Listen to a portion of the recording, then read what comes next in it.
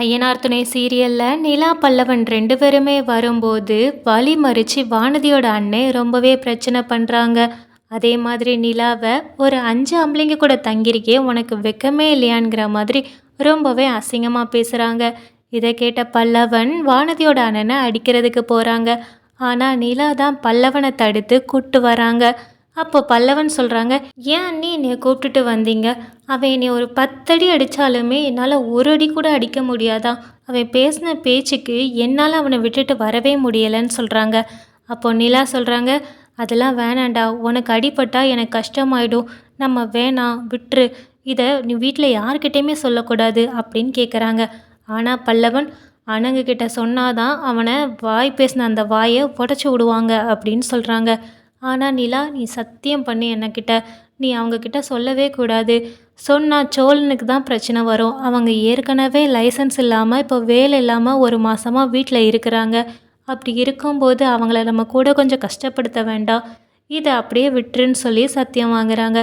பல்லவனுமே அண்ணன்களை மனசில் வச்சுட்டு நான் சொல்ல மாட்டேங்கிறத சத்தியம் பண்ணி கொடுக்குறாங்க. இங்கே பாண்டியன் மறுபடியும் வேலை பார்த்துக்கிட்டு இருக்கும்போது அங்கே வானதி வந்து பேசுகிறாங்க. நான் பிரேக்கப் பண்ணிக்கலான்னு சொல்லிட்டு போனால் நீ என்னை கண்டுக்கிடவே மாட்டியா? நான் போயிட்டா என்னை அப்படியே விட்டுருவியா அப்படின்னு சொல்கிறாங்க. அதுக்கு பாண்டியனும், வேற என்ன பண்ண, உன்னைய வலுக்கட்டாயப்படுத்தியா நான் லவ் பண்ண முடியும்? உனக்கு இஷ்டம் இல்லைன்னா நான் ஏன் உன் பின்னாடி வரப்போகிறேன்? எனக்கு இது பிடிக்கல, நமக்கு செட் ஆகலைன்னு சொல்லிட்டு பிரேக்கப் பண்ணிட்டு போயிட்டேன். பிடிக்காத உன்னைய நான் எதுக்கு வலுக்கட்டாயப்படுத்தி லவ் பண்ண வைக்கணும்? எனக்கு அது செய்யவும் தெரியாது. அப்படி செய்யக்கூடிய ஆளும் நான் கிடையாது. இதுதான் என் குணம், அதை நீ புரிஞ்சுக்கோ. இந்த குணம் உனக்கு செட் ஆகும்னு தெரிஞ்சா நீ என் கூட இரு. இல்லை என்னைய பிடிக்கலையா, நீ போய்கிட்டே இரு, நான் உன்னை தடுக்கவே மாட்டேன்னு பாண்டியன் சொல்கிறாங்க. அப்போ நம்ம காதலுக்காக நீ கொஞ்சம் கூட இறங்கி வர மாட்டியா? நான் பேசலைன்னா என்னை அப்படியே விட்டுருவியா போட்டுன்னு சொல்லிட்டு அப்படின்னு கேட்குறாங்க. அதுக்கு பாண்டியனும், எனக்கு இந்த துரத்து துரத்து பேசுறது, பின்னாடியே வந்து கெஞ்சுறது, இதெல்லாம் எனக்கு பழக்கம் கிடையாது. எனக்கு இவ்வளோ தான் பேச தெரியும், அது உனக்கே நல்லாவே தெரியும். அதை புரிஞ்சா இரு, இல்லைன்னா போய்கிட்டே இரு அப்படிங்கிற மாதிரி பேசுகிறாங்க. சரி பாண்டி, நான் முடிவை சொல்கிறேன், நீ சொல்கிற மாதிரி நமக்கு செட்டே ஆகாது தான், நம்ம இப்போவே பிரேக்கப் பண்ணிக்கலாம். நான் இனிமேல் இந்த கடைக்கு வந்தாலோ உன்கிட்ட பேசினாலோ நீ என்னை என்னன்னு கேளு அப்படின்னு கோபமாக வானதி போகிறாங்க. அப்படி பாண்டியன் கடைக்கு வானதி வந்துட்டு போகிறத வானதியோட அண்ணன் கவனிக்கிறாங்க. அப்புறம் பாண்டியன் வெளியில் வரும்போது பாண்டியனை வழி மறைச்சி பேசுகிறாங்க. டேய், உனக்கெல்லாம் வெக்கம் மான ரோஷம் ஏதாவது இருக்காடா? என் தங்கச்சியை பார்க்காத பேசாதன்னு நான் தான் சொல்கிறேன்ல, நீ எதுக்கு அப்போ என் தங்கச்சியை பார்க்குற அப்படின்னு சொல்லி கேட்குறாங்க. அதுக்கு பாண்டியன் சொல்கிறாங்க, இதோ பார், நான் உன் தங்கச்சிக்கிட்ட வழியை போய் பேசவே இல்லை, அவளாக தேடி தான் வந்தா என் கடைக்கு. அப்படி இருக்கும்போது நீ கேட்க வேண்டியது உன் தங்கச்சியை தான், என்னைய இல்லை அப்படின்னு பாண்டியன் சொல்கிறாங்க. எங்கே உன் அண்ணி கதறிக்கிட்டே வந்து உன்கிட்ட எல்லாத்தையும் சொல்லியிருப்பாங்களே அப்படின்னு சொல்லி கேட்குறாங்க. என்னது, என்ன சொல்லியிருப்பாங்க அப்படின்னு பாண்டியன் எரிச்சலோடு கேட்குறாங்க. அதுக்கு வானதியோட அண்ணே சொல்கிறாங்க, என்ன என்ன எதுக்கு கோவப்படுற? உனக்கெல்லாம் கோவம் வரலாமா? உங்கள் அண்ணியை நான் அவ்வளோ அசிங்கப்படுத்தி அனுப்பியிருக்கேன். இந்நேரம் உன் காதுக்கு விஷயம் வந்திருக்கணுமே. இவங்க கிட்டலாம் சொல்லி என்னாக போகுதுன்னு தான் அவங்க நினச்சிருப்பாங்க போலுக்கு. அதான் உங்ககிட்ட எதுவுமே சொல்லலை அப்படின்னு வானதியோட அண்ணே ரொம்பவே பொடி வச்சு பேசுகிறாங்க. இதை பாண்டியனால் பொறுமையாக கேட்கவே முடியலை. டே, என்ன உளறிக்கிட்டு இருக்க? ஒழுங்கா என்ன நடந்துச்சுன்னு என்கிட்ட சொல்லு அப்படின்னு பாண்டியன் ரொம்பவே கோவப்பட்டு கேட்குறாங்க. அதுக்கு வானதியோட அண்ணே, உனக்கு உண்மை தெரியணுமா? ஓ, உங்கள் வீட்டுக்கு போய் நீயே அவங்கக்கிட்ட உண்மையை கேளு. ஏன்னா என் பெருமை எதுக்கு நான் என் வாயால் சொல்லணும் அப்படின்னு சொல்லி நக்கல் பண்ணுறாங்க. பாண்டியன் ரொம்பவே கோவத்தோட வீட்டுக்கு வராங்க. என்ன நடந்திருக்கும், ஏன் அவங்க நம்மக்கிட்ட சொல்லலை அப்படிங்கிற மாதிரி குழப்பத்திலே வராங்க. அங்கே நிலா, சோழன், சேரன், பல்லவன் எல்லாருமே உட்காந்துருக்காங்க.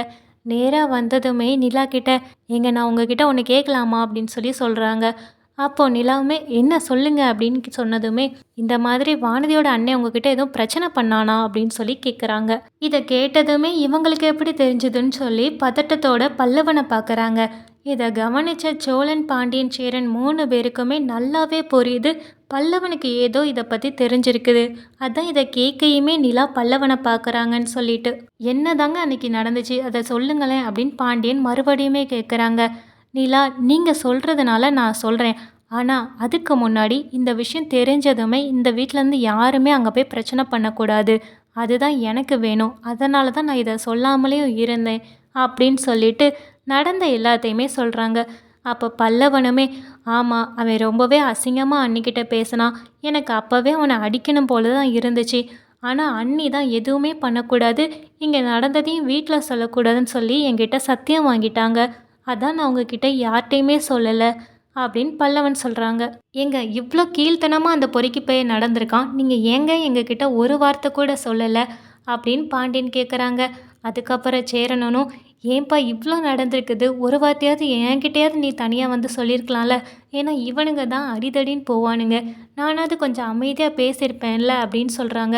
ஆனால் நிலா, உங்கள் எல்லாருக்குமே பிரச்சனை வேண்டான்னு தான் நான் இதை சொல்லலை அப்படின்னு எல்லாரும் பேசிக்கிட்டு தான் இருக்கிறாங்க. சோழன் வேகமாக வீட்டிலேருந்து கிளம்புறாங்க. நிலா, சேரன், பாண்டியன் எல்லாருமே தடுக்க முயற்சி பண்ணுறாங்க, ஆனால் முடியலை. பாண்டியனுமே அப்புறம் சோழன் பின்னாடியே கிளம்பி போகிறாங்க. நிலா சோழனுக்கு ஏதாவது ஆகிருமோன்னு சொல்லி பதட்டப்பட்டுட்டே வீட்டில் இருக்கிறாங்க.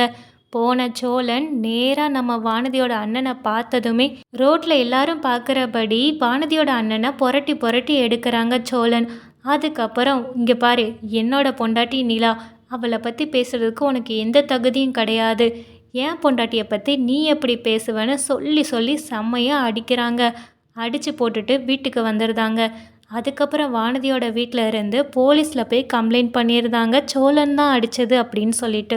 சோழன் வீட்டுக்கு வரவுமே நிலா சொல்கிறாங்க, நீங்கள் இப்படி எந்த பிரச்சனையும் பண்ணிடக்கூடாதுன்னு தான் நான் உங்ககிட்ட எதுவுமே சொல்லலை. ஆனால் இப்போ பார்த்தீங்களா, நீங்கள் அதே விஷயத்த தானே இப்போ பண்ணிட்டு வந்திருக்கீங்க. உங்களுக்கு எதுவும் பிரச்சனை வரக்கூடாதுன்னு தான் நான் யோசித்து பண்ணேன், ஆனால் அதையவே நீங்கள் பண்ணிட்டு வந்திருக்கீங்கன்னு சொல்லி நிலா ரொம்பவே வருத்தப்பட்டுக்கிட்டு இருக்கிறாங்க. இப்படி எல்லாருமே பேசிக்கிட்டு இருக்க அதே நேரம் சோழனை தேடி வீட்டுக்கு போலீஸ் வராங்க. அதை பார்த்ததுமே சோழனுக்கு நல்லாவே புரியுது, நம்ம பண்ணதுனால தான் நம்மளை தேடி போலீஸ் வந்திருக்காங்கன்ட்டு. நேராக வெளியில் போகிறாங்க. என்ன சார், என்ன வேணும்? அந்த பையன்தான் எங்கள் வீட்டு பொண்ணை கேவலமாக பேசியிருக்கான், அதனால் மட்டும்தான் நான் அடித்தேன், அவனை அடிக்கிறதுல எந்தவித தப்பும் இல்லை அப்படின்னு சொல்லி சோழன் பேசுகிறாங்க. நீ என்ன சொல்கிறதா இருந்தாலும் ஸ்டேஷன் வந்து சொல்லுன்னு சொல்லிட்டு சோழனை கூட்டிகிட்டு போகிறாங்க. அப்போ பாண்டியன், சேரனன் 2 பேருமே ரொம்பவே கவலைப்படுறாங்க. ஜீப்க்கு பின்னாடியே போயிட்டு என் தம்பி எந்த தப்பு பண்ணியிருக்க மாட்டான், அவனை விட்டுருங்கன்னு சொல்லி நம்ம சேரனன் ரொம்பவே கவலைப்பட்டு கேட்குறாங்க. இதை பாருங்கள், என்ன பேசுகிறதா இருந்தாலும் ஸ்டேஷன் வந்து பேசுங்க அப்படின்னு சொல்லிட்டு சோழனை கூட்டிகிட்டு போகிறாங்க. சோழன் போனதுமே சேரனன், பாண்டியன் எல்லாருமே ரொம்பவே வருத்தப்பட்டு அழுகிறாங்க. இதை பார்க்கும்போது நிலாவால் தாங்கிக்கிடவே முடியலை. எல்லாமே நம்மளால தான், நம்மளை வச்சு தான் இவ்வளோ பிரச்சனை வந்திருக்குன்னு சொல்லி நிலாவுமே வருத்தப்படுறாங்க. சோழன் வானதியோட அண்ணனை அடித்து போட்டு வீட்டுக்கு வந்ததுமே, என் பொண்டாட்டியை பார்த்து எப்படி அவன் பேசுவான், அதனால தான் நான் அடிச்சுட்டு வந்தேன்னு சொல்லியிருப்பாங்க. இந்த வார்த்தையை நிலா யோசிக்கும்போது அவங்க சோழன் எவ்வளவு அவங்க மேலே மதிப்பு வச்சுருக்காங்க, எவ்வளோ காதல் வச்சுருக்காங்கங்கிறது நிலாவுக்கு நல்லாவே புரியுது. சோழன் என் பொண்டாட்டியை அவன் எப்படி இப்படி பேசலாம் அப்படின்னு சொன்ன அந்த வார்த்தையை நிலா யோசிச்சுக்கிட்டே இருக்கிறாங்க. இவ்வளோ சகஜமாக என்னைய பொண்டாட்டின்னு சொல்லி அவங்களால பேச முடியுதே, ஒருவேளை அவங்க மனசில் நான் அந்தளவு நிறைஞ்சிருக்கேனா அப்படின்னு சொல்லி நிலா இப்போதான் சோழனோட காதலை நல்லாவே புரிஞ்சுக்கிடுறாங்க. நிலாவுமே காதலில் விழுந்துக்கிட்டே தான் இருக்கிறாங்க.